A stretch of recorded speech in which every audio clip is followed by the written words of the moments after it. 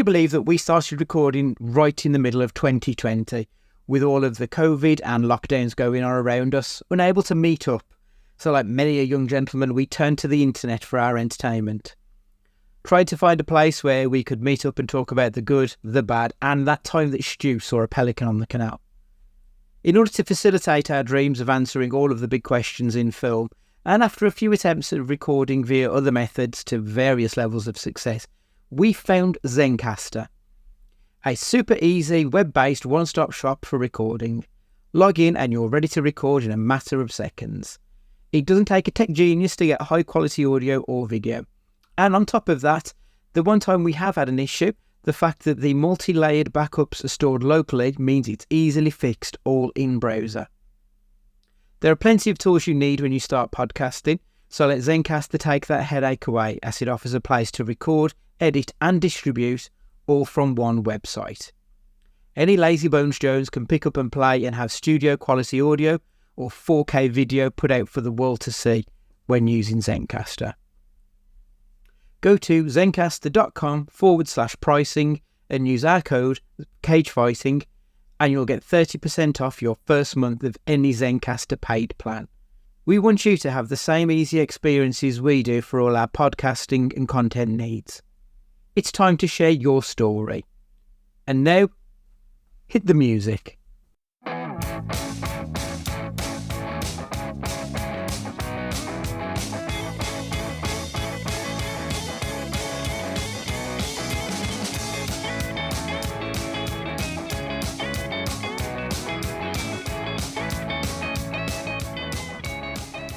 Hello and welcome to Cage Fighting. It's your main man Andy Gillard here. Hope everybody is keeping well in this. Let's be honest, autumn feels like it's come and gone now, Stu, doesn't it? It's almost winter at this point. It's usually short till November, but I am struggling. I'm still, for work-wise, it's short till November. And last weekend, obviously, I am alive and didn't get stabbed to death in London, everyone. Hello.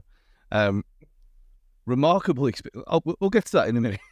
It's currently at 8 degrees, and shorts at work is a no-brainer. That has to happen till November. That's the rules. But I've been in joggers all day today. It's just, there's no way. The experience of last Sunday was, even for me, I haven't even told you any of this stuff, that what happened to me. But, I mean, bear in mind, you go from that Brentford nonsense, and we had a good gallon. So I got back, had I'd bought a 69p pasty from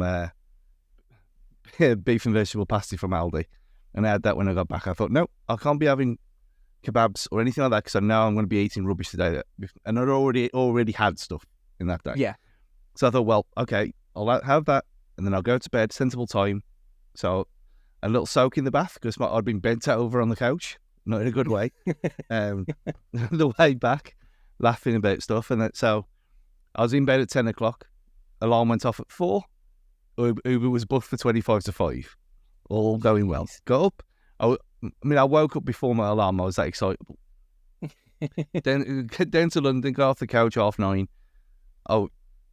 I didn't really know where I was going, so I'd never been to the London Victoria before. Okay, yeah.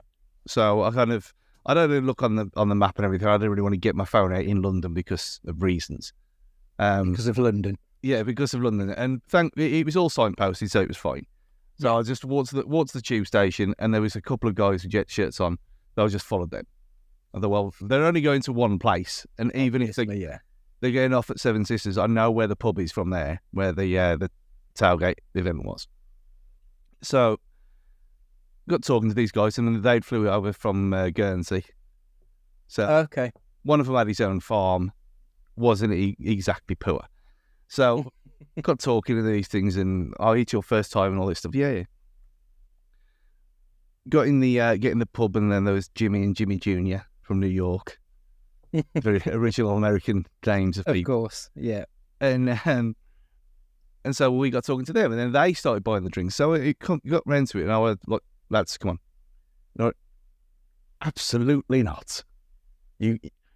You don't have to choose this team. We're born into it. You chose this out of pure love of the... I went, no, it wasn't pure love. It was a joke that got out of hand. Well, that's even better. So we can't let you buy us a drink. I said, yeah, but you're guests in our country. It's not the other way around. I'm not there. I'm not in MedLife. And he's like, no, this is your first time. You enjoy yourself.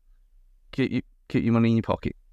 Oh, fuck you. All right then. So then I went back over to the original guys, Dan and Tom, who I'd walked down with, and I went, yeah, I'll just give him like 40, because he wasn't exactly cheap in that pub, so I'll just give him 40 quid. Yeah. Get the round in, because I'm going to meet my other mate at the stadium now. Same thing. It's your first time. You haven't got to buy us a drink. Just pass it on. This is what they did for us for our first time. So when you were here next time, you buy the rounds. Well, if this is the way it is, then this is the way it is. So I'd gone from 20 past 10 to 12:30 without buying a round, and I'd already had 7. Oh my God. Even including 2 shots. So that'd be even for me before the game, before even getting to the ground. So I thought, that's some going, that is. This needs to calm down a little bit. So I thought, well, okay. So I'll have a stroll up to the ground, and that's where there was walking amongst the enemy, which is bizarre, coming from a football background. Yeah. And not ended up in intensive care or anything. And then you got to the ground, no problem. Crossed the line, met up with my boothie, and it was a very strange atmosphere, because you see, like you saw it today, there's multiple teams represented throughout the whole game, even the ones that are not playing. So everyone's mingling together, $7.50 a pint. Not nowhere near as bad as I expected it to be. So we got on them and got in a round again, and then he was there. I mean, I was about to boot again. People who you meet online. Well, you got people in India listening to us on here. You never think you're going to meet in person. I've met him for 5 minutes in 2018 once. Yeah, chat to him every day pretty much. It's one of them situations. So it was like, oh yeah, I'll see you. Come over to see you. So we had another 4, didn't I? Then we got in the ground, and it was only when I checked my phone on the Monday that I sort of realised how much I bought a round, and it was 32 quid for 5 pints. So I thought, hang on a minute. So I'd had close to 12, and then we had a few at half time and all. And then after the game, I thought, I just need to walk this off, because I could feel myself being. I mean, I wasn't wrecked. I was a bit merry, but I wasn't wrecked. But I thought, as soon as that fresh air hit me, I thought, oh dear. Yeah. So usually it would be game over and you'd be in the gutter, wouldn't you? But I thought, well, I'll stroll back to the Seven Sisters, because that's where everyone seemed to be going. I thought, well, if I'm in a crowd, then I'm safer. And then I went to the Wetherspoons at Victoria. I have no memory of getting off the tube. What I got on, and then I got off at Victoria, and then I remember being in the Wetherspoons, and I didn't even order. I ordered a Pepsi and burger. I didn't order a beer and burger. No, the first time in my entire life, Pepsi and burger, because I thought I needed to sober up to get on the couch. Yeah, you probably needed a bit of sugar in your system, to be fair, to help it dissipate somewhat. So even in that state, I managed to sort myself out, and then somehow get to the coach station, and then ended up being woken up by the driver man in Birmingham, saying, "Are you going to Wolverhampton?" I went, yeah, we're here. No, we're in Birmingham. I went, oh, we're not that far then. He's like, no, we're going to Liverpool. You need to get off. So it could have ended very badly. I could have ended up in Liverpool at 2:00 on a Monday morning. You have to shout out to Dolan to come and pick you up. Yeah. Come from Ellesmere Port to save me. But yeah, it was nice of him. But I thinking ahead, I'd already set my alarm for when I knew we were going to be in that coach station, so I knew what I was doing. Yeah, I just set the alarm for Monday instead of Sunday. So that would have been no use to me. So the good man of National Express saved me. And then I got back, and then I slept on Monday. And then the weather got down to below 10 degrees. So I thought, well, this is some kind of punishment for my weekend of excess.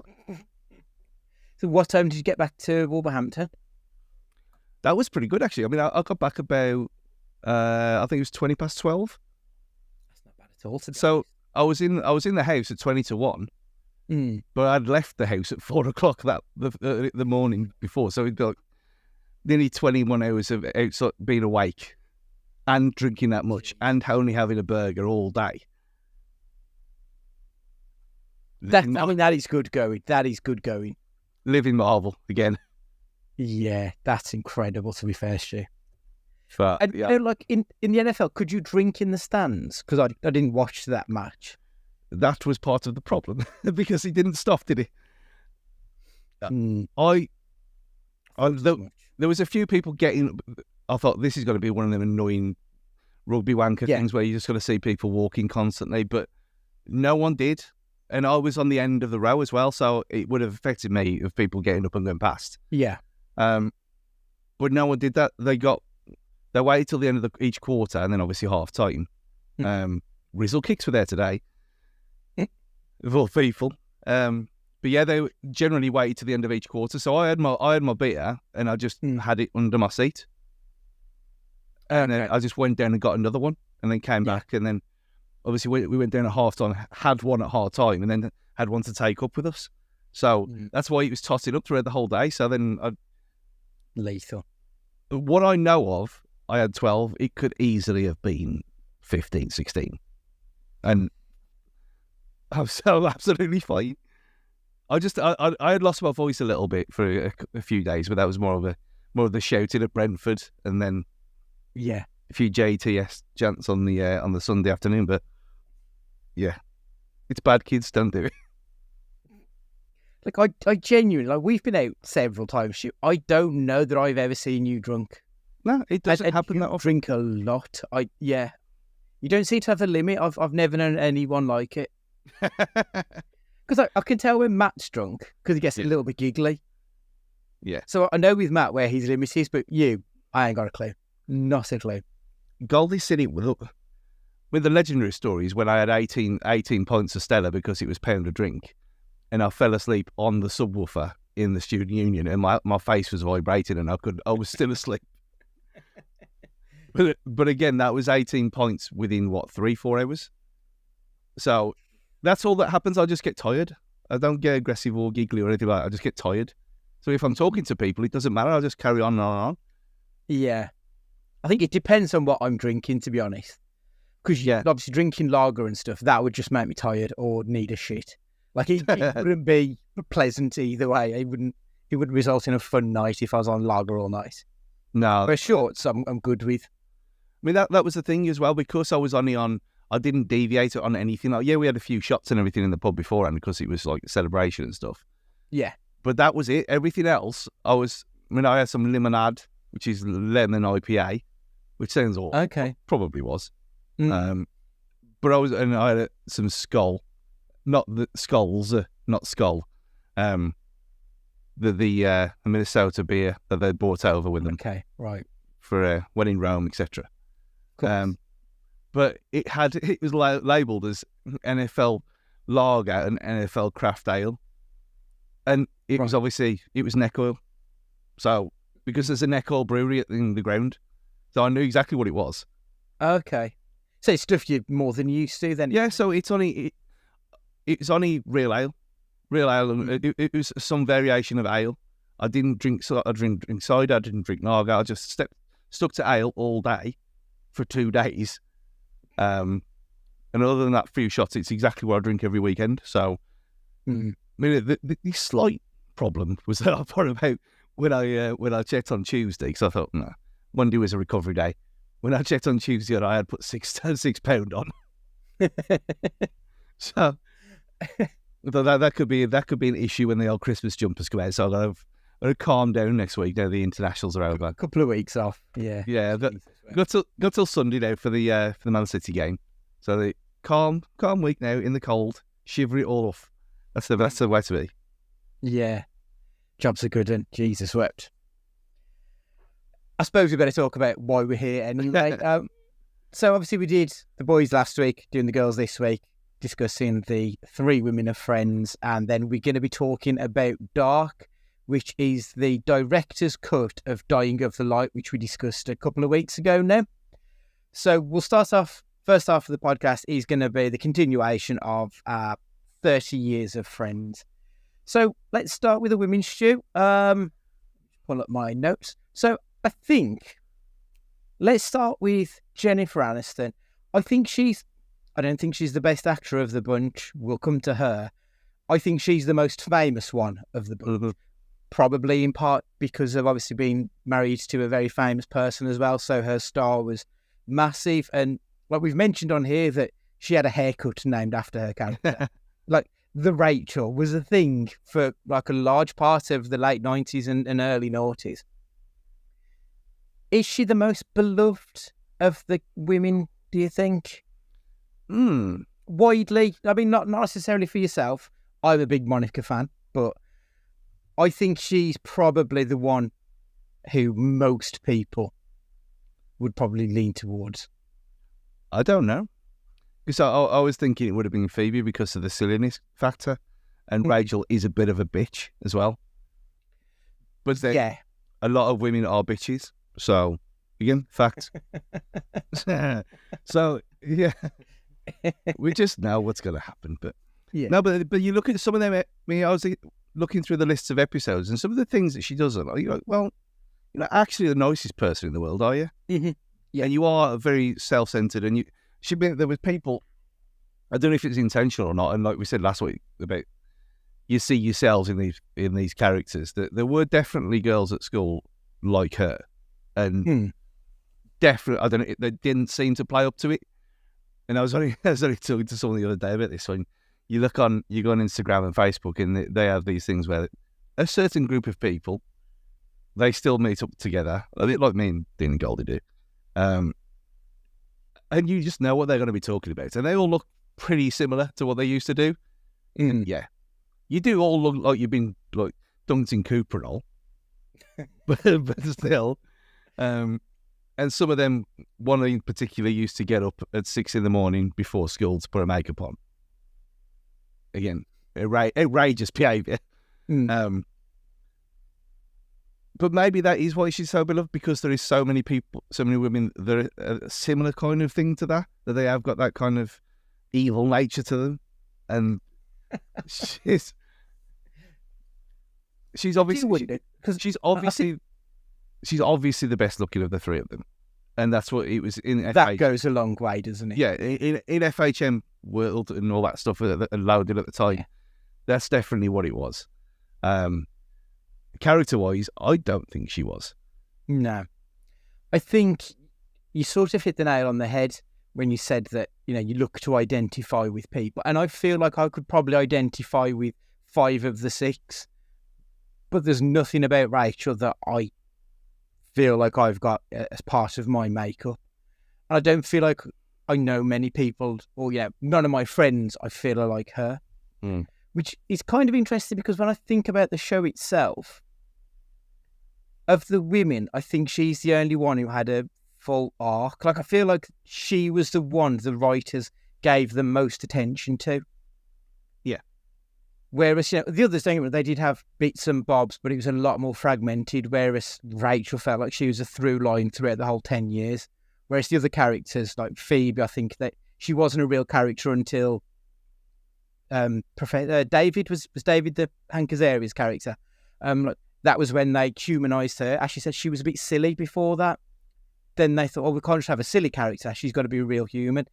Monica was a bit of a caricature, but I felt like Rachel sort of hit the ground as this very narcissistic, self-centered person who was oblivious to the fact that Ross loved her, even though it was so obvious to everybody in the show. And it just sort of felt like she was always their focus. Probably even more so than any of the 3 guys as well. I feel like this could have been Rachel and 5 Buddies, could have been the name of the show. Yeah. From the writer's point of view. Yeah. And it wasn't always like that. You look at the early ones where they all did get a similar billing, and it's obviously from season 2 onwards where they've seen. You don't blame them. You see where the traction is, and you see where the interest is, and it makes sense. You follow the numbers, you follow the money, and then the Rachel cut being the thing. Well, you ain't getting a Joey cut, are you? You ain't getting a Ross bowl. No, it's very true. She was obviously the one that. And I do think it is the sex appeal thing. And let's be honest, it's not like the others were munters. They're very attractive people.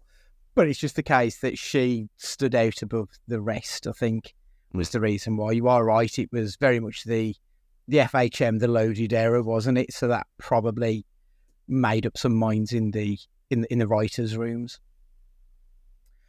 Any moments of Rachel's that you particularly like? I mean, the first one that sprang to my mind is the trifle.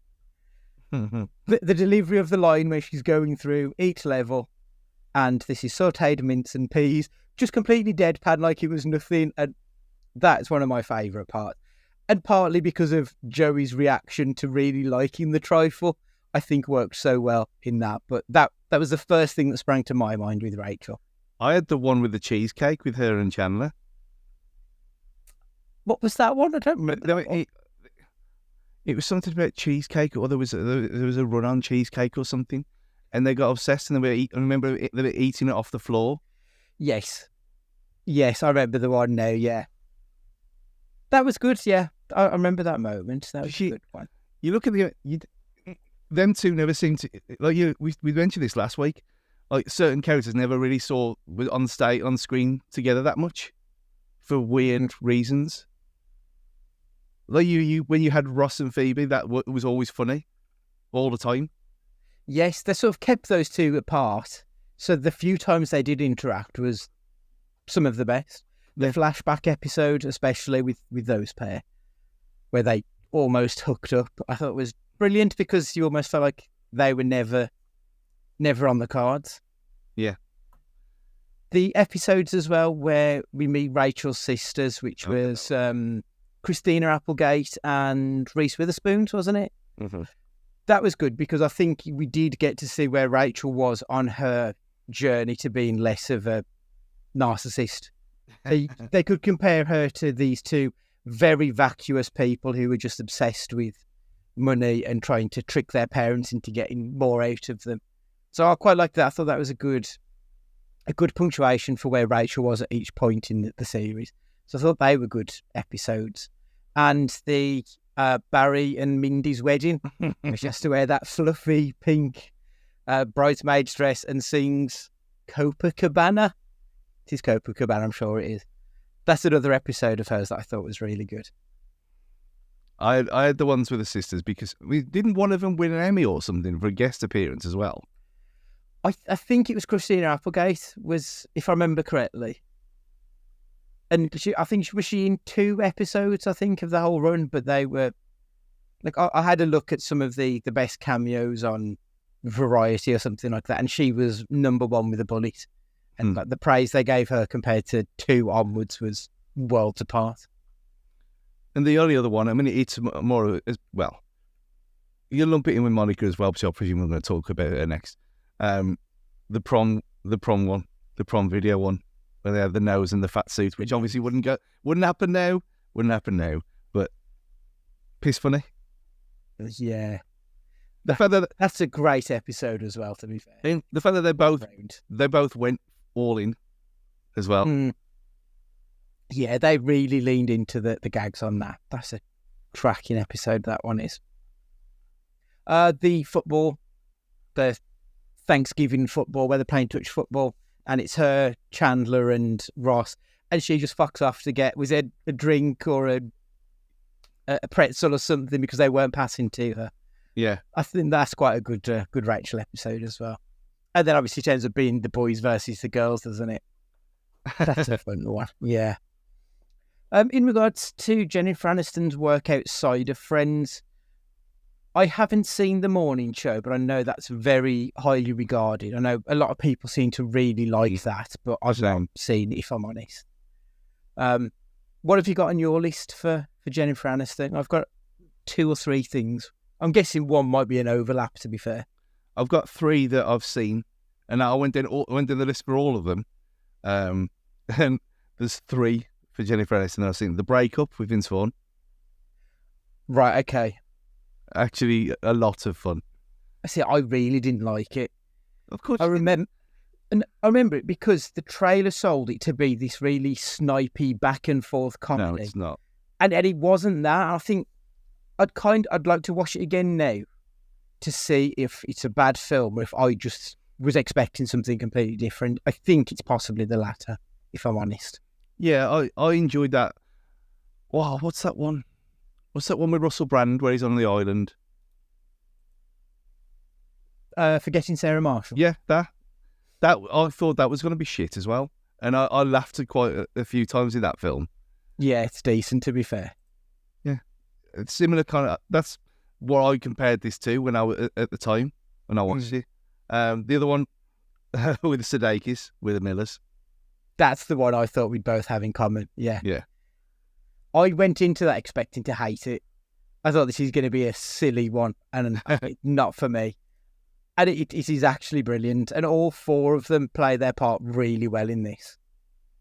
And it was nice to see Aniston, who I think at this point had become a little bit pigeonholed or as being Rachel somewhat. So it was nice to see her play someone who wasn't just a carbon copy of everything else we've seen her before. She actually had a little bit of range to it, which I thought was very fun. And my other one was Office Christmas Party. Right. I think I've seen that one, but she's like a bad boss on it. I can't remember it. I think I've seen it, but for the life of me, I cannot remember it. I know I've seen Horrible Bosses, which she's in. Similar kind of character. Oh, okay. Right. Okay. I mean, the Horrible Bosses, the first one's okay. The second one I thought was crap. I didn't have any time at all for that one. Is Office Christmas Party, I'm guessing that it's going to be a Christmas film. Is it on your list, your yearly, bi-yearly list? It's on the 4-year rotation. It's actually this year's time. Okay, right. So it's it's one of them. But I've only ever seen it once, so maybe it's that kind of thing. I enjoyed it the first time. If I watch it again, maybe it's not as good as I remember it. I don't know. We'll get to that at Christmas time. But yeah, it was. I liked it. It was stupid office fun. The exact kind of thing. Not the one where, not the other Christmas-based office fun film that I'm completely blanking of now. The one with Anthony Mackie and yeah, Seth Rogen. Yeah, I know the one you mean, but I haven't seen that one. That one's better. That one's more fun. Okay, right. The two that I've got on my list that you've not mentioned. Have you not seen Office Space? I don't think so. I think you'd like Office Space. If you've not seen it, you will 100% know the meme where the two office workers take the fax machine, is it the fax machine or the photocopy, they take it out and they beat it with bats because they're so angry. This film is absolutely brilliant, but it's one that not many people have seen. I think it's probably got a bit more of a cult following than anything else. It's very funny. It's worth your time. Like, you'll know Stephen Root from it, Gary Cole, Ron Livingston. These are people who've been in lots of very good comedy stuff that you'll definitely recognise. And it's also got John C. McGinley in as well, if I remember correctly. It's worth a watch. Very good. Mike Judge is the writer-director of it. Mike Judge, you'll know, who's then gone on to do like Beavis and Butthead, King of the Hill. He's in quite a few other decent comedies. Silicon Valley, which I don't know if you've seen, and if you haven't, I think you'd really like Silicon Valley. Yeah. So I really like Mike Judge. He's got a very specific type of writing, and I think if you like it, you'll love it. So that Office Space, great film. I think it might be my favourite of probably most of the cast members outside of Friends. But yeah, I love Office Space. The other one was a film that was out a few years ago called Dumpling, which I don't know why I even watched it. I remember like hearing about it, and it was a film about a chubby teenager in the world of beauty pageants, and Jennifer Aniston played this former beauty queen, and I thought this is just going to end up being really making jokes of fat people. I thought this is going to be awful. And for whatever reason, you know, you're on Netflix and sometimes it starts playing before you've given it any chance. That happened. I thought, fuck it, I don't know where else I'm going to watch, so I just let it run. And it ended up being this really sweet, self-affirming movie that was so much deeper than it had any right to be, with a name called Dumpling. It was a really good, fun watch, and that there's lots of references to Dolly Parton, so I was all in at that point. Yeah. What more do you want? Moving on to the next. Shall we do Phoebe next? Save Monica to headline it. Yeah, can do. So as I said, I felt that Phoebe was like a very poorly written character until they found out that like there's more to her than just being ditzy. Like, they actually gave her a grounding, especially the stuff, as I said, with David. The episode when David leaves, when he goes to Minsk, he's like, it's kind of heartbreaking. You really feel for Phoebe, which I don't think at any point before then, I don't really remember ever having a massive interest in her as a character before then. But once they found out who she was, I feel like she's probably the unsung hero. She's the Kevin Folie of the Friends group for the Wolves fans out there listening. She's the one who I think is always great, but she doesn't get the recognition she deserves. Kevin Folie won Player of the Year one year. He did. I think it was more the latter years. He was the Mr. 7 out of 10 though, wasn't he? I had the Minsk episode on there on my list of 4. Yeah, as well as the episode where everyone finds out and she flirts with Chandler deliberately to try and get him to for any reason not to. Yeah, that is brilliant. She's fantastic in that one. The episode where her and Rachel go running together. That's on there. I love that, and it feel like, I know it's silly, but it feels so much deeper that you should just embrace your inner child. Yeah, and if you want to look like a moron, who cares? Because they'll be gone and you'll be carrying on with your life. I kind of love that message. I think that's fantastic. Yeah, she runs like that for a reason. Who cares? Yeah, exactly. I also like the episode where she gets the flu and she has a sexy singing voice. and then she spends like the second half of the episode trying to catch the flu again. Yeah. Stealing Monica's snotty tissues and stuff. So clever, so funny. Excellent. I really like that episode. Obviously, Smelly Cat. Smelly Cat, that's the one. Which, that song's like just ridiculously big. Like, I think everyone knows that song. And it's just bizarre. I'm sure I read the other day that Chrissy Hind of the Pretenders wrote that song with Lisa Kudrow and one of the writers of the show. It's like it's got a legitimate background of having good artists work on it. Anything on your list outside of Friends for Lisa Kudrow? I think she's one of the harder ones because I don't feel like she ever really found her feet outside of Friends. I think it might be in part because she didn't do what others have done and just try to run with being famous still. I feel like you could level that accusation at someone like Matt LeBlanc, I think, did a little bit of anything.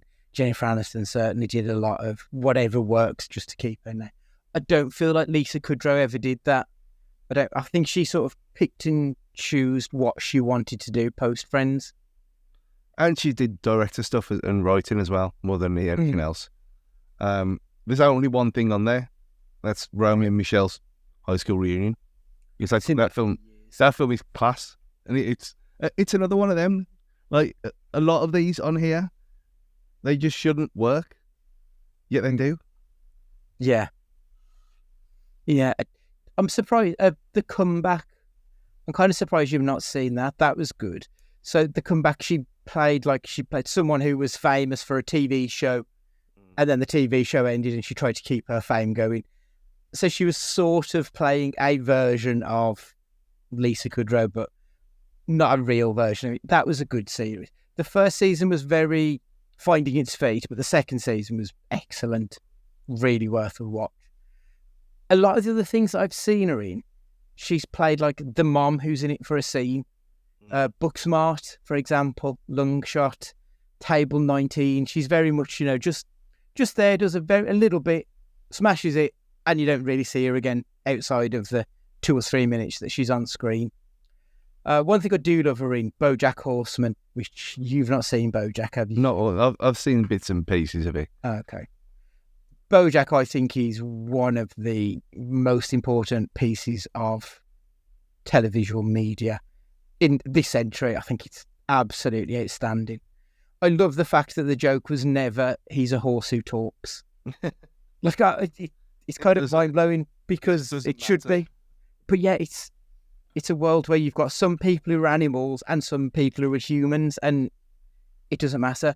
But that was never the joke. The joke was, it wasn't even a joke. It was about mental health and addiction and all these things that shouldn't be funny, but it's him dealing with them. It's such an incredibly great TV series that I'm still kind of surprised that not everybody's seen it because it's outstanding. That's probably my favourite of hers. It's because it looks like it does. That's why. You look at it and you think, well, it looks like Beavis and Butthead. Why would I watch this? If you're a serious person who doesn't have fun in their life, you're not going to look at something like that. If you're scrolling through Netflix or whatever, and you see something called BoJack Horseman with a man with a horse as a head, drawn in that style, it's like Rugrats. It looks the same. It's not going to tempt people in, and they're not going to look past the fact that it's animated, are they? So that's probably why. Yeah, you are right. And if I remember correctly, I remember the first series being advertised, the trailers being a little bit Family Guy-ish. And by the time that, for 2015, by that point, Family Guy had become a little bit passé, a little bit old hat. So that probably didn't help it. But once you give it the time of day, it's not that show at all. It's still very funny, but there's a lot of other stuff. Like there's a lot of psychology going on behind. There's a lot of philosophy about nihilism and stuff like this that you just wouldn't expect in an animated TV series. It's ridiculous, but that's what it is. Yeah, I genuinely, if one thing comes out of these podcasts, everybody needs to watch BoJack Horseman because it's some of the best TV that I've ever seen. It's incredible. So, Courtney Cox. Now, I think she's the best of the Friends, personally. I think she's a fantastic actor. I think there's a reason that she's probably had the best non-Friends career. Or she's produced the best work that wasn't Friends related post Friends in my book. I think she's tremendous. I also have a little bit of soft spot because she was in Ace Ventura, which is like one of my favourite comedy films. So I knew her from that before I knew her from Friends. So I think that probably does bias me a little bit. And I've been recently watching Seinfeld from the beginning because I'd never seen Seinfeld. And she was in an episode of that literally 6 months before Friends started. So I think she was sort of starting to get known on the scene at that point. But then Friends took it from, starting out to literally just being a mainstay of the world. I loved Courtney Cox. I think she's fantastic. She's one of my favourites, like without a shadow of a doubt. There's a thing on out of context human race or something on Twitter that they put these random clips and screenshots of things up, and there was one the other day of someone tagged her in it saying, "What was at Courtney Cox or whatever her handle is? What is her hair doing in this episode of Friends in season 3 or whatever?" And she had some kind of weird. It was almost like a mullet, but it was trimmed at the front, a bit like something like Dumb and Dumber. And she replied to it herself, saying, "What the fuck was going on?" And you think, you're massive. Why are you on Twitter pissing about and talking to people? Yeah, that's true, isn't it? And you wouldn't expect that of the others at all. Yet she's the one doing that. She seems strangely the most normal of them all. I think she does seem to be the one who's still sort of connected to the mainland, if you get what I mean there. She's the only one who still seems to be kind of human. The rest seem to be out doing their own little thing on their own little planet, but I feel like Courtney Cox is the one who's still plugged into the mainframe. Now, we mentioned pivot being the biggest catchphrase last week, or what I think might be the biggest catchphrase from Friends. Probably the image that I think most people will remember above anything else and might be the most memed is Courtney Cox with the turkey on her head with the fez hat and the giant sunglasses. Like, so much so that I've seen that image on T-shirts and there's Funko Pops of that particular image that have been made. Like, I think that is probably the lasting image of Friends for me, would be Courtney Cox with the turkey on her head. Well, Friends being a very I don't think I knew what Thanksgiving was until I watched Friends. Because we would never, if you think about it, we would never have been taught about it in school, would we? And you didn't have the internet in the early 90s. So you think, okay, what is this fake Christmas going on? Why are they doing this in November? So I think Friends probably educated me on what Thanksgiving was. I think you're right. Yeah. Because they always seem to do it every year. They always used to be a Thanksgiving episode and a Christmas episode and stuff like that. So yeah, so I should probably was. That before. It means nothing to us, does it? No. Especially you think we'd have been 10, 11 at the start of this. So really, where do we learn anything about America outside of sitcoms and films? Yeah. We don't, do we? So yeah, I think that probably was the thing. I mean, like we mentioned already, that Thanksgiving episode where they're playing football outside and where it turned into a her versus Ross game. Yeah. That's why I had it in the Monica section, because it's hilarious, because in all of the whole sibling rivalry episodes and the dance and that's another one. Yeah. Whenever they're together. And when they learn the hand gesture. The hand gesture. I don't know how to describe it to the audio listeners of the podcast, but yeah, it's stuff like that. Her and Ross together, I thought they had great chemistry. Her and David Schwimmer, I thought, were fantastic together. Like I feel like David Schwimmer probably had the best chemistry with any of the women in all of them. To be honest, they all seem to vibe very well with him.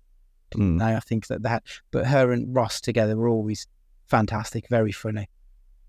Yeah, and that is the whole identifier things, because obviously having a sister, that is exactly what it used to be like.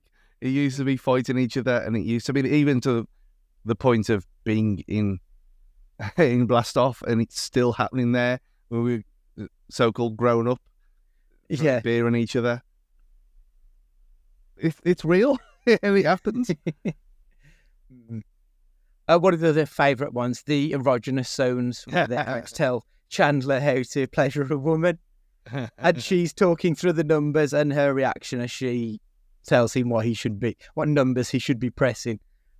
That was very funny, and probably when that was out would have been a lesson in sex education for people of our age, I think. Yeah. Just very funny. Yeah. But no, I think the turkey, for me, is her moment, personally.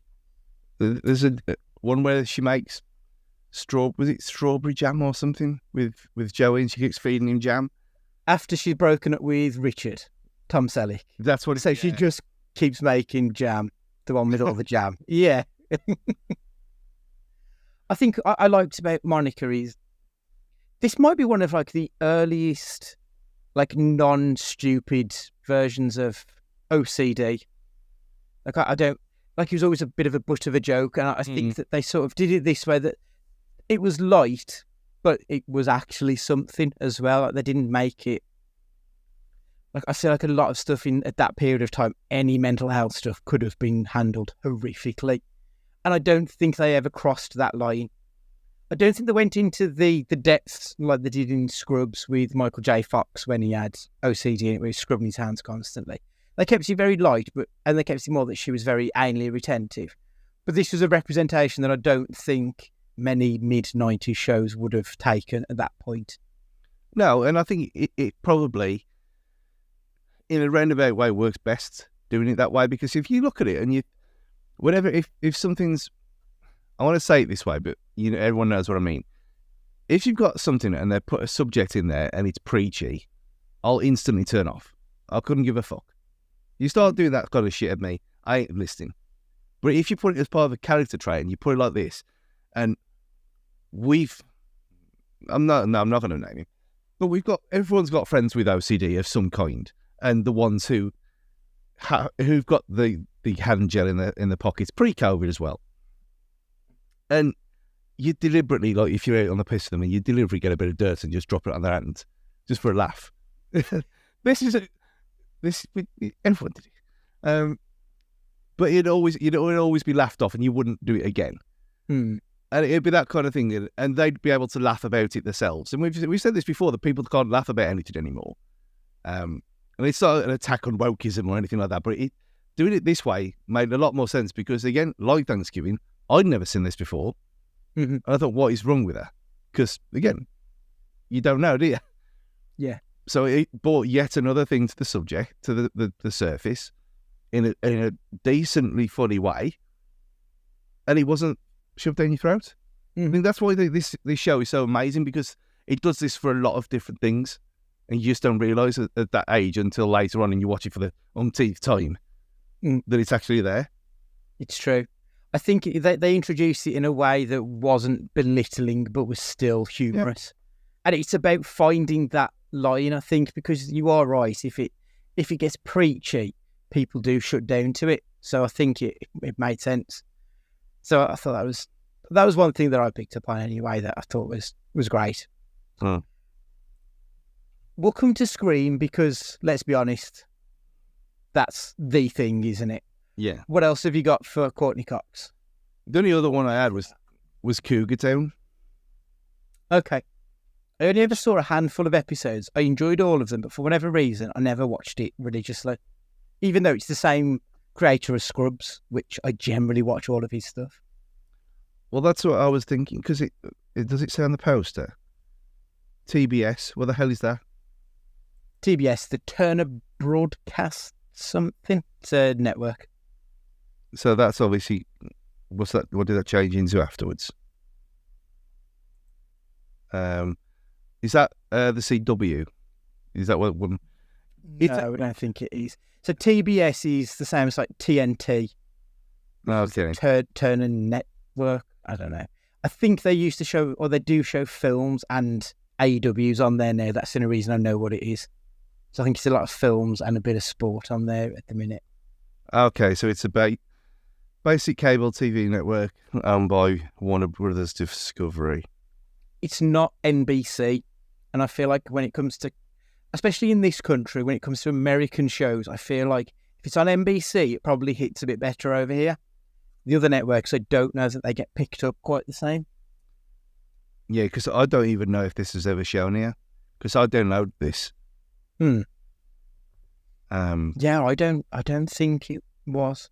I think the few episodes I saw were ones that because there were some episodes where Zach Braff and Donald Faison and Sarah Chalke sort of reprised characters from Scrubs, and like Ted, the lawyer, was in as Ted.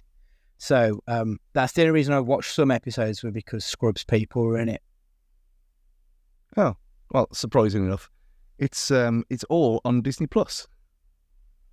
Okay, so that's surprising. If it's Warner Brothers owned, I wouldn't have thought. Interesting. Well, it's Disney Plus here. I don't know if it is over there, but yeah, it was one of them where it was one of the early ones to download, because it must have been advertised on South Park or Chappelle or something like that, or one of the other ones that we got hold of. Yeah. Or it was mentioned on something, and then yeah, because it was even pre-podcast, so God knows what it must have been a lost forum or something like that. That you could have been, yeah. the many ways of finding out dodgy stuff, but yeah, underrated gem. And I'm surprised no one, when you get these weird articles like on Screen Rant and stuff now, but amazing lost show that these people are all raving about, and it's like from 2 tweets that they've seen over the weekend. Yeah. Oh, well, some BuzzFeed article on nonsense. Yeah. Oh, this seems primed for it.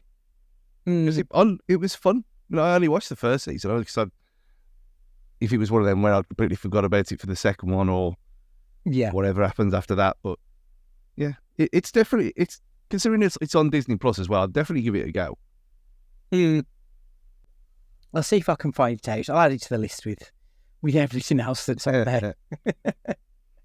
Also, I've mentioned the one that I was going to bring up, which was Ace Ventura, and yeah, I've said before, like the first Ace Ventura, I think is one of my favourite comedy films. Still to this day, I still laugh at it. I think it's excellent. So I think really Scream is probably the one, isn't it?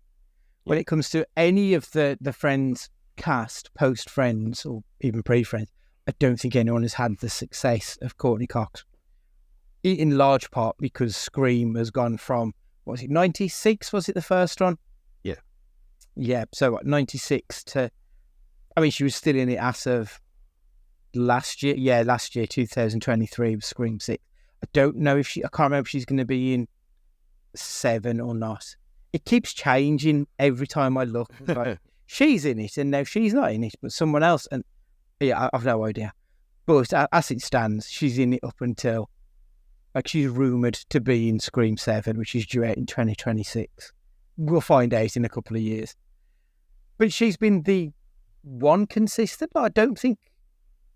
Yeah, there's no one else in the Scream series who's been in every one, has there, apart from Gail Weathers? Because even Nev wasn't in 6. Has she been in every one? Yeah, she was in 1, 2, 3. She was definitely in. 4 was the one... I was going to spoil it. The one where Sydney returns back to her family with, what's her name, Emma Roberts. 4. 5 is, well, it was just called Scream, wasn't it? 5. Yeah. 2022. She was in that one, and she was in Scream 6, the one set in New York. So yeah, she's done all of them. She's the only one. Yeah, in inverted commas. So she's the only one who's been in all of them. Do you think they'll kill her off in the next one, if she's in it? Would she want to be killed off? She seems to be having a great old time every time she goes back. Yeah. There's people out there that know her from Scream and not friends, which is bizarre. There's got to be, hasn't there? Yeah. I mean, I asked Ethan earlier, and he's a 13-year-old boy. He obviously knows her from Scream because he's never seen Friends and doesn't have any interest in watching Friends. So, if you put another 10 years on that, there's easily a lot of people who've known it more from Scream than Friends. If we tell you the fact that Friends ended 10 years ago. Yeah. About 20 years ago. Yeah. If you think anyone born in 2004, yeah, there's every chance that they would have missed the run of Friends because they'd have been too young and disinterested, and maybe just never gone back and watched it for whatever reason. Yeah. So you are right. There's going to be people who, by 2022, they would have been old enough to go and see Scream in the cinema, so they probably would only know her from... That does make me feel older. But she's for me, she's my favourite character in the Scream series as well. Like, Neve Campbell's great in it, but I don't know, I've just always had a soft spot for Courtney Cox. I think she's fantastic in those films, even when those films aren't particularly great. Like, I didn't like Scream 6. I thought, shit. No. But she was good, and she was the only one I cared about. She was the only one I didn't want to die at the end of it. Everyone else, I was kind of hoping they did die, but she was the one. Talking about dying, quick tangent. Is this Terrifier franchise awful then? Right, so I've only seen the first film, and I was bored. Like, I mean, there's just no other way to put it. It was just boring. Josh Buckley did reply to a tweet that I'd put out about it. I think he's seen all 3 of them now. Right. The first one was a straight slasher. I don't think it's really a slasher, because slasher kind of has a little bit of camp funness to it. And this wasn't. It was very paint by numbers. Second one has much more of a story. He saw the third one last night and it was fantastic. Didn't feel low budget at all. Disclaimer though, he is friends with David Howard Thornton. I think that is Art the Clown. But the first one I just thought was tedious. Obviously it's called Terrifier. It's not scary. There's no jump scares or anything. It's just gory, but the gore wasn't particularly exciting or sickening or anything to get you pecker hard. Like, it was just nothing to it. I found it really bland. Whether or not the second one is better, I can't speak to it, but Josh says it is. So take that from what you will. The third one is going to be the #1 film in the United States this weekend. So Arsh the Clown is going to be taking over. I don't want to call him the Joker because he's not the Joker, but the film Joker Folie, Deux, which had like an 81% drop-off between weeks 1 and 2. The drop-off's usually about 50% apparently, but yeah, 81% between 1 and 2. So Terrifier, which I think has got like a budget of about 50p, has made more money in its first week than Joker has in its second week. Which, I mean, that's incredible. Just there's no two ways about it. That is a fantastic feat. I had never even heard of this franchise 2 weeks ago. Never. Really? Never even. Like when have you seen the Clown? Because that I've seen that character a lot of places on Twitter and whatnot, even before I knew what he was. When I said when they were doing a double feature of Terrifier and Terrifier 2, and I thought, oh, this looks interesting, and I'd never seen that before, not once. And then they said, oh, Terrifier 2, this must be an old thing. And then it wasn't that old. I thought, okay, this is just completely passed me by. No idea. And now it seems to be the biggest thing since it. Like everyone's fucking talking about it everywhere. Yeah. Like, how has this happened? Yeah. I was listening to the Kermode and Mayo. I don't remember if it was the normal podcast or the Patreon podcast, and they was talking about somebody who went to see the double feature. And they had the same criticism of the first film, saying it was really boring, really bland. They almost walked out. But then the second film sort of pulled them in a little bit. Some of the criticism of the second film is that it's an 80-minute film stretched out to 2 hours 20. Oh, jeez. I mean, that's a long old film. I mean, if it is 2 hours 20, I mean, that might just be what they said on the podcast. But I don't want to see a slasher film that's over 2 hours. No. Like, kill a shitload of people and fuck off as quick as possible. That's the perfect slasher for me. Short and sharp, perfect. See, I was intrigued then. Although if it's going to be cold and wet all week again next week, I thought, well, I've got nothing else to do. Yeah, I mean, I don't know what the third one's looking like in terms of length, but yeah, let's have a look, see what the time on Terrifier is. I mean, we're done with the Friends stuff now, so we may as well talk about Terrifier. Right, Terrifier 2. So the third one's it's a Christmas film from what I gather. And it's got more money than Terrifier 1 and 2 put together in its opening week. Yeah, 2 hours, 18 minutes, Terrifier 2. That feels ridiculously long for the genre of film that it is. Terrifier 3 is 2 hours, 5 minutes. So not much better. And if it's a Christmas film, we can't be watching it in October. It is a bit early, isn't it? Even Red 1 is out after the Remembrance Day cut-off point. Yeah. Like, November is fine, I think, to be releasing Christmas films. At a stretch. I don't really want to see anything that early, personally, but I can accept it. Yeah. I mean, that's the gamble now, though. If you don't go and watch it the next couple of weeks, is it going to be out in time for Christmas? Who knows? Like, yeah. Strange Darling, sorry, that was out within a week. The Substance is now available to stream within a couple of weeks of it being released over here, at least. So, Hellboy, I think we had it, and then a week later, it was available to stream. So, a lot of films seem to be hitting streaming really quickly at the moment, but you just know that this will be the one that will take a year if it's the one that you want to see. Yeah. It's usually the way it goes. But if it's doing this well, it's probably going to be on for a couple of weeks. So you might not have to rush and get it done this week. Yeah. Speaking of the other clown, have you seen Folie, Deux yet? No. I don't care. I'm not... Doesn't that say a lot for a film that you really like? I love it, yeah. Yeah. It was $1 billion franchise. What was it, 2019, was it? 18, 19, something like that. I mean, there's no knocking it. It made a shit ton of money. And now it's probably going to lose the studio 150 million. From what I gather, it cost the studio between 200 and 220. They need about 450 to break even. And they reckon it's going to lose 150. Like, the drop-off in interest has been incredible.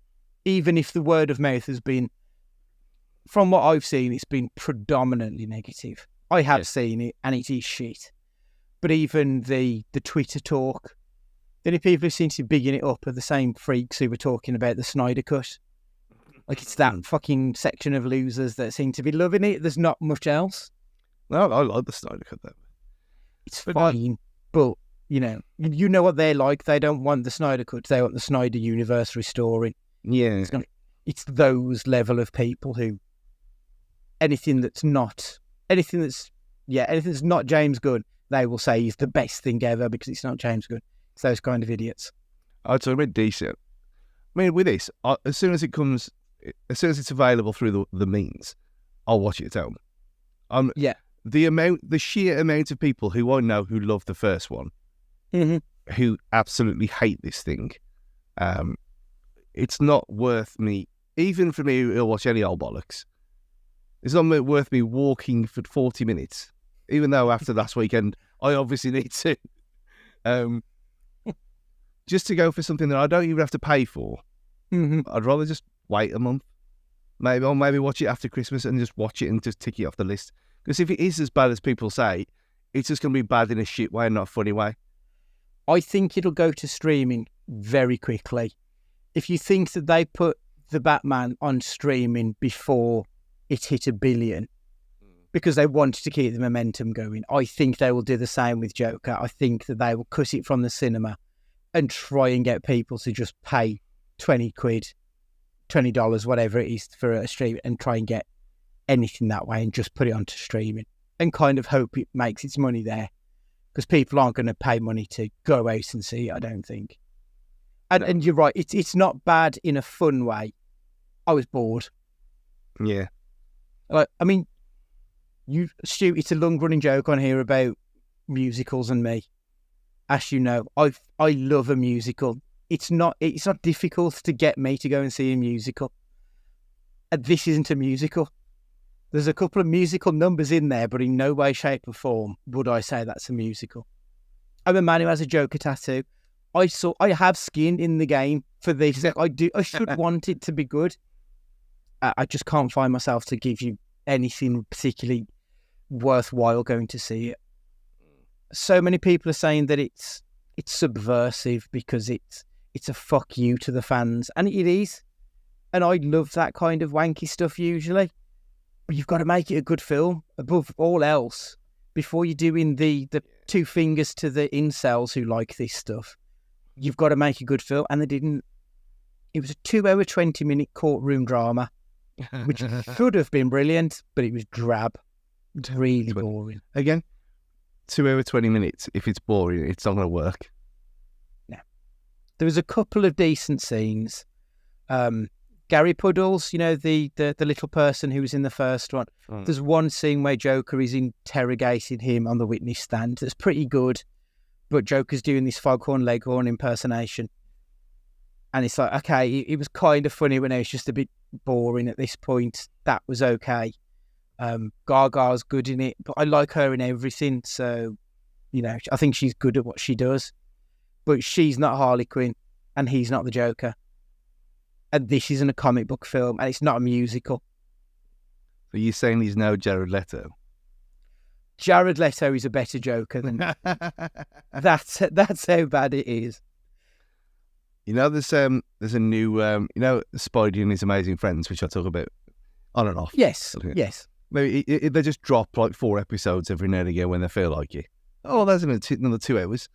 There's a Netflix equivalent version for DC called Batwheels. Oh shit! Yes, I have seen that on the back of one of the comic books. Isn't it like the main character is the Batmobile? Yeah. Okay. Have you watched any yet? It was accidentally on before the NFL this afternoon. Accidentally. I didn't even know it existed, to be fair. Okay. My nephew Arthur had it on. And I was like, why? Because at first I saw Batman. I mean, Batman's in it. Yeah. Robin in the 60s costume. Right. But it was kind of like it was animated. It was very strange. It wasn't like the animated series. It's CG. It's a CG cartoon. Yeah. Is it kind of like Beware the Batman, that style of CG? Similar, kind of. It's just smoother. It looks like plastic. They look like plastic. It's silly, but I thought, I wonder if Andy knows about this. I've seen it advertised, as I say, on the back of some of the comic books, but I haven't actually watched it. I only very recently saw it. But, it's on my radar. It is on my radar. I quite enjoyed the other Batman series that they put out recently, Caped Crusader. Yeah. They did with Paul Dini. That was good. I thought that was a decent show. That, again, had a bit of negative press because they made the Penguin into a woman. So, of course, it's the worst thing ever. But I thought Oswalder, as she was, I thought she was really fun in it. So, yeah, I did enjoy that. Well, Doc Ock in Spidey is a woman as well. Yeah. Yeah. Because she's in that and she was in Spider-Verse. And I know it's different versions of it, but great in both of them. Like women are evil. Yeah, women are evil. Yeah, I didn't say that. They came out of my mouth. You did. You said. Unless you dub this over. Yeah, 1 hour 3 minutes as it will be. This is. I never uttered that phrase. Ladies. But stuff like that. It's a comic book world. I mean, it's the 85th anniversary of Batman this year. So the fact that they can freshen it up and give us new versions of characters we've seen umpteen times, I have absolutely no issue with that. Make the Penguin an alien for all I care. You don't need to give me the exact same Oswald Cobblepot every time. Which reminds me and brings me on to the Penguin. Have you been watching the Penguin? Not yet. I'm going to wait. Until next week, because then is it halfway through then? Yes, I think we've just had episode 4. I think 5 might be out after, tomorrow in our world, as we record on a Sunday night. It's been excellent. Christine Milioti, you know her from Palm Springs. I know you've seen her in the love interest in Palm Springs. She's tremendous in it, and obviously Colin Farrell is. I feel like Colin Farrell hasn't had his dues because he went through that period of time of being the handsome bad boy, but actually he's just a really good actor. Yeah. He's great in it, and his accent's a little bit shaky. I'll give you that, but otherwise great. And the kid in it, Victor, I think everyone's going to love Victor, and I'm certain they're going to kill him off at some point. It's people are going to be in tears when it happens, but I can't wait for it. But yeah, that was tremendous. That was one thing. I was going to watch him in sections of 2, so I was going to watch 2 at a time. Okay. And watch it like that. So I thought, well, if I wait till then I should be able to do it. So I need to watch the Batman again, because I only watched it the once. And I know it's on Prime as well. It's over there. Yeah. On the shelf. No 3D version though, sad. But yeah, that was my overall plan. I was going to watch the Batman, and then I was going to watch 2 per day. Right. Over the course of a week, and have a proper thing of it. But the opposite way of normally doing things recently. But that seemed to lend itself more to it, since it's based a week after, is it? A week after the end of the Batman? Yeah, it is. Yeah, so. Yeah, that's right. So episode 4 is tonight or tomorrow, 14th of October. So depending on when you're listening to this episode. It's got a 9.9 on IMDb. Surely that. I don't think it's gone out in the States yet, so that might just be people early voting on it. But the whole series, I think, so far has had high 8s, 9.1 for last week's episode. It's been tremendous. It's been really good. Well, there's people who don't even like comic book stuff who've been watching it on the old couch, asking me, "Are you watching Penguin?" No, not yet. And they're all like, "Yeah, it's like proper drama." I went, "Well, yeah, because the Batman is a proper drama. It's just because he's got him in it." Yeah. Like, I'm kind of intrigued to see how it's going to go on when the next one's going to be Freeze, apparently. I'm intrigued to see how they're going to handle Freeze, because obviously he literally freezes people with his freeze ray, which feels sort of out of the realms of that world. So I can't wait to see how they're going to handle it without it being cartoonish. It'll be interesting to see. I do wonder if, I assume that they'll bring Penguin back and he'll still be part of that world in the next film. Because this is doing so well, unless they kill him off at the end of it, which I doubt. You want to keep him there, even have him as like the crime lord at the end of the trilogy. Yeah, well, I'm sure he said something in an interview that he was saying that you can watch this independent of the film and you can watch the films independent of the series. Yeah. So if they do bring him, right, yeah. If they bring him back, it's almost like the thing that we criticise the Marvel TV shows for, though, that nothing actually matters because ultimately he's back in the second one on the third film and fifth film and stuff like that. Which that happened in Agents of S.H.I.E.L.D. all the time. But it does seem a little bit different when it's more realistic. Yeah, certainly. Yeah. Speaking of Marvel, have you been keeping up with Agatha All Along? Yeah, Agatha All Along, that's what it's called, isn't it? Okay, so, I'm caught up now. I've seen a lot of people pissing and moaning about some kid is playing Wiccan. Like a lot of people seem to be really annoyed about that. And obviously I've not watched it. I don't know why they're not happy. Is that kid a bad actor or something? What's the issue here? So the mystical stuff of Marvel, I've got no idea about anyway. I know it's completely new to me. I don't know who these people are. So the whole point is this kid has got, whenever if she asks him his name and where he's from, there's like a hex over his mouth and it goes all weird. Like on Neo when he's stretching his mouth in the Matrix, all that stuff. Yeah. There's like an effect over his mouth, so it's like, interesting. But he obviously doesn't see it or hear it. And that's just for the other people in the coven. So that's what it's all been building up to. And then he's revealed to have a crown that's similar to what Scarlet Witch had. Similar kind of design. Yeah. And that was the end of the last episode. But he was obviously being built up for something. But I've got no context in it, so I don't know. Overall, it's been okay. It's been fine. It's not terrible. And I've watched them all, so I can say this. It's not as bad as Moonlight got boring in parts. Even though I liked it to start with, he kind of tailed off. The first two of this were really good. I thought they were actually entertaining. Okay. She does a very good job because I kind of hate her because she's just annoying. She's not a likable person, but she's obviously doing a good job to get a feeling from you. Some of the witches, it seems like because they're on this thing called the Witches' Road, it's all a bit of a Wizard of Oz piss take, even though it's like winding and stuff.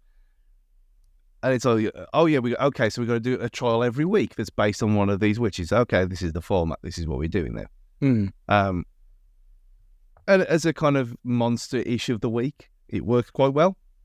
Okay. It doesn't take itself too seriously, and it's not horror like that werewolf thing was a couple of years ago.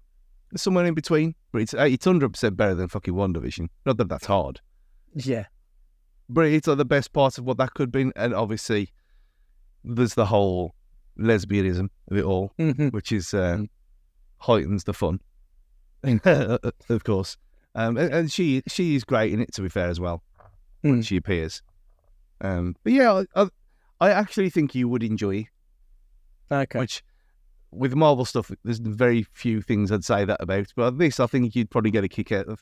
I mean, if it's stuff that's not particularly connected to 50,000 hours worth of nonsense before. There's nothing so far. I'd be more interested in seeing something like that than I would, Captain America, Brave New World, whatever the next one is. I have no interest in any of it anymore. But something that might be standalone. Cool, okay, maybe. Yeah, because even though... Yeah, I don't even think... it's based in that area where WandaVision was set. you could probably watch this without WandaVision because it's explained after the end of the first episode what's going on. Interesting. How many episodes is it going to be? 6, 8? I think it's 9. Oh, strange number to have. I think it is. But there's been 4 so far, and I've enjoyed them. It might be one to binge rather than... Yeah, definitely. Definitely, you'd get a lot more out of it because of... Yeah, it says 9 episodes on IMDb. You get more out of it because that's the whole point of it. It's like it's one after the other. As soon as one episode ends, the next one starts exactly where that ended. Oh, okay. It's an interesting premise. Binging it is probably better. Potentially should have been a film if that's the way they're going, but that does sound more interesting. Yeah. I don't think there's anything else comic booky related in the comic book, movie or TV world, so currently. I think that's everything other than Hellboy, which I think I spoke about last week as being a bit meh, which is also available to stream immediately because it's not been particularly exciting. I think that's everything in that world. Yeah, because I mean, I was going to say I'm Inside You. It's not called that, is it? I enjoyed that. What's it called? It's What's Inside? Is that what? Yeah, I think that's might be. It's a terrible name, in fairness. It's not a good name for a film, but that was fun. It's What's Inside. Yeah. Quite good fun actually. I don't think we can really spoil it for people because I think it's the kind of film you'd need to go in knowing absolutely nothing and just enjoying the madness that unfolds after it. A bit like what we've said with both The Substance and Strange Darling. Yeah, one of those that the blinder the better. I was saying this to Judy the other day about, yesterday we were talking about different things, and he was saying he had 2 of these on his roadmap. Things to get to because he'd watched Trap and said exactly what he said. The Shyamalan drops off a cliff. Yeah. The same thing. It should have been 4/5 the start of the film and not half. But even he was saying, everyone's been telling me don't look anything up about these films. Well, add a 3rd one to it then, and then you got all 3 of these films in the last 3 weeks. And go in as blind as possible, and you'll get the best results. Yeah, 100%. I watched the new Kevin Smith film the other day, the 4:30 movie. You know how Kevin Smith does really saccharine, sweet, nostalgic movies? It's another one of those. If you like it, you will like this kind of a movie. There's no Jay and Silent Bob in it. It's just a telling of... A loose retelling of his youth, a bit like The Fabelmans was for Spielberg. It was nice enough. Have you seen The Killer's Game yet, though? No. So, you know the one with Dave Bautista? I know exactly. It's because I hearted it yesterday. It's outstanding. Honestly, I thought this is going to be shit, but Big Dave's in it, so I'll give it a go. And it was one of those, I was sort of like, I'll just watch it and scroll Twitter, and within 5 minutes I was like, phone down, let's put that over there and just watch it. And it's a wild ride. Really good fun. Genuinely stunned because The Killer's Game and the poster for it look like a fake movie. It does not look real at all.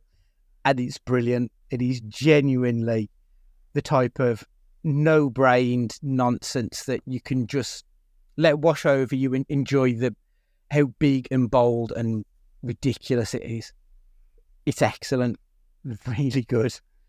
Yeah, I'm sure we talked about this at the start of the year when we were talking about Big Dave, and that this was mentioned earlier on in the year, and then it just appeared out of nowhere. But it's definitely it's obviously everything you just listed is all the boxes that need ticking for me. It's borderline late 80s, early 90s nonsense. Perfect. Perfect. It's the best films. Yeah, it is. It's proper up your street. As soon as I finished watching it, I was like, Stu's going to love this. Because I know I'd put in the group chat, it's like that one that was set at Upton Park. Just big, silly explosion nonsense. What was it? Final Score? Is that what it was called? Oh, I thought it was full time, but it might be final score. It was definitely a football pun, wasn't it? I am going to Google it. Upton Park film. Final score. Yeah. 2018. I can't believe it was only 6 years ago. Like, it feels like it was a film from probably about 1997. But yeah, 2018. Pierce Brosnan. I forgot Pierce Brosnan was in it.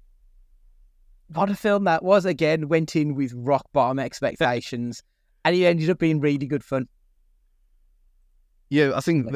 What are you thinking of, though? Because it was released about 18 months after they left Upton Park.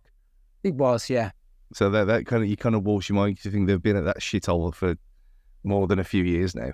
It does feel like it, yeah.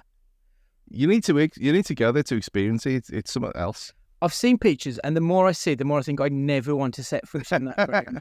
Because even if you're in the front row, it still looks like you're a mile away from the pitch. The back row of the bottom tier is the best. Is a great view. Okay.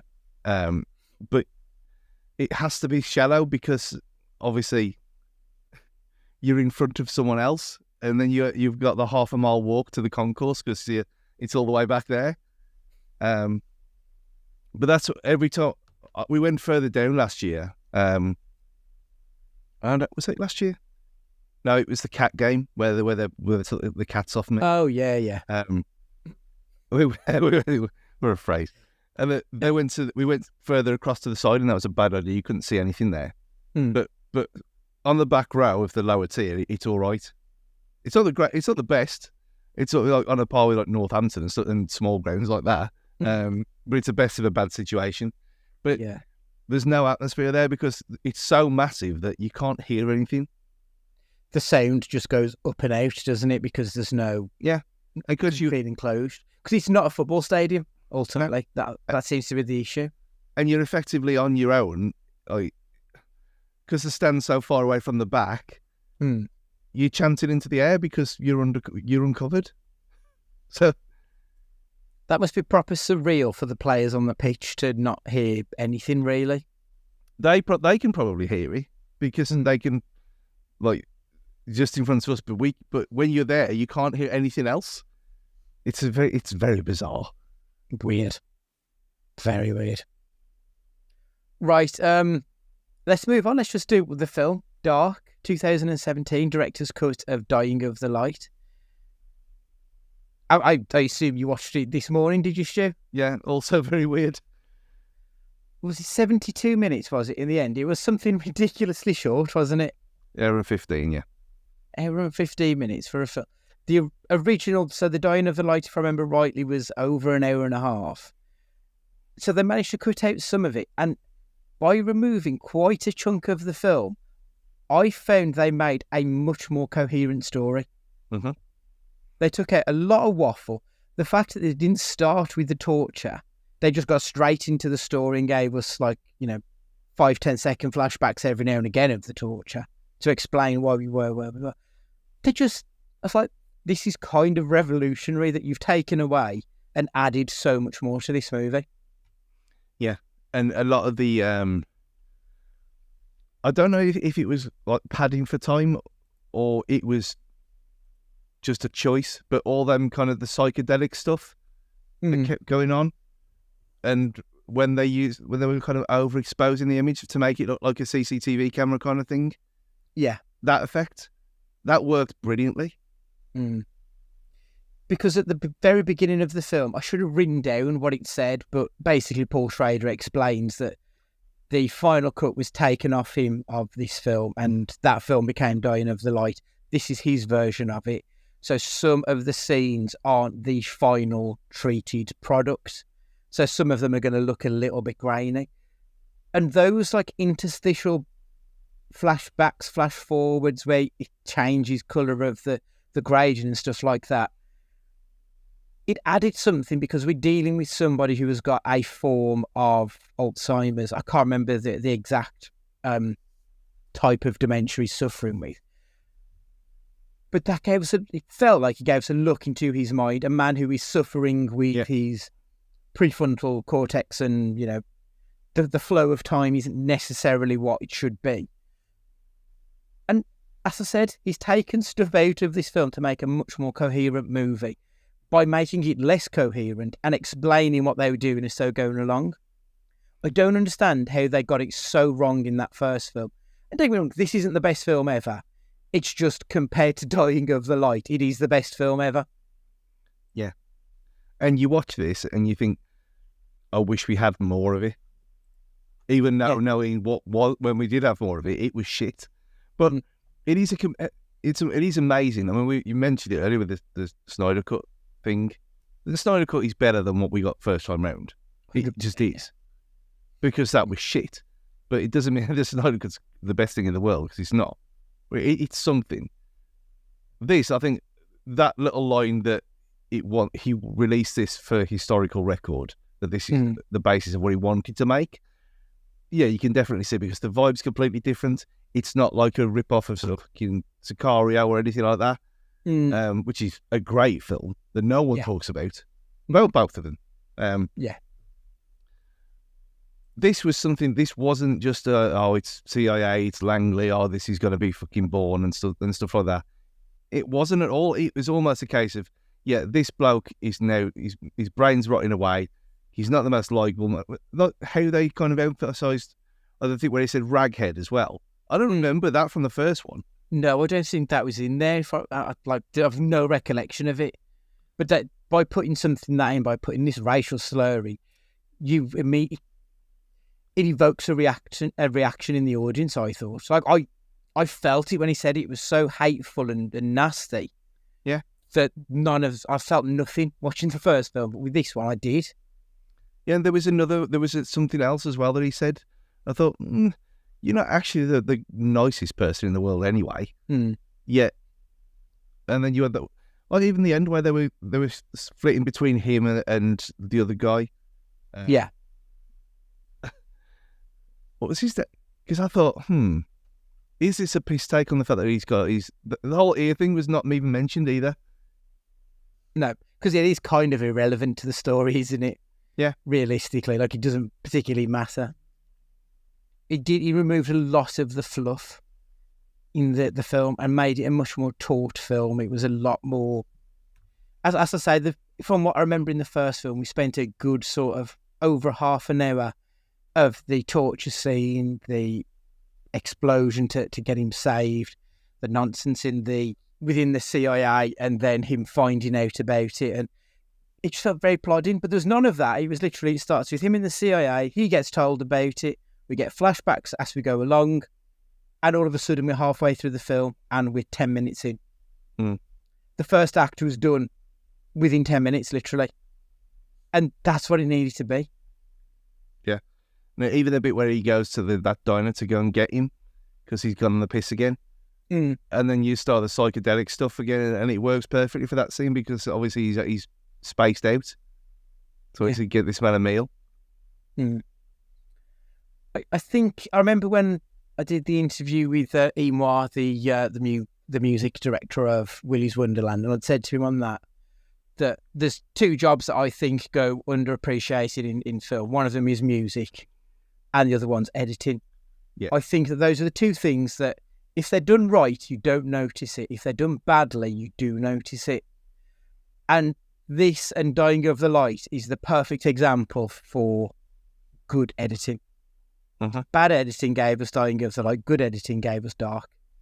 And as I said, it's still a 3 out of 5 film. It's very middle of the road. But Dying of the Light was so poor in comparison that it's twice as good as the film that we did have. And it also, in some amazing way, makes Cage's performance better. I thought that.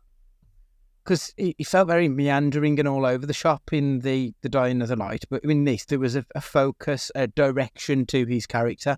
We knew where we were going, not just pissing around in wherever it is that they were.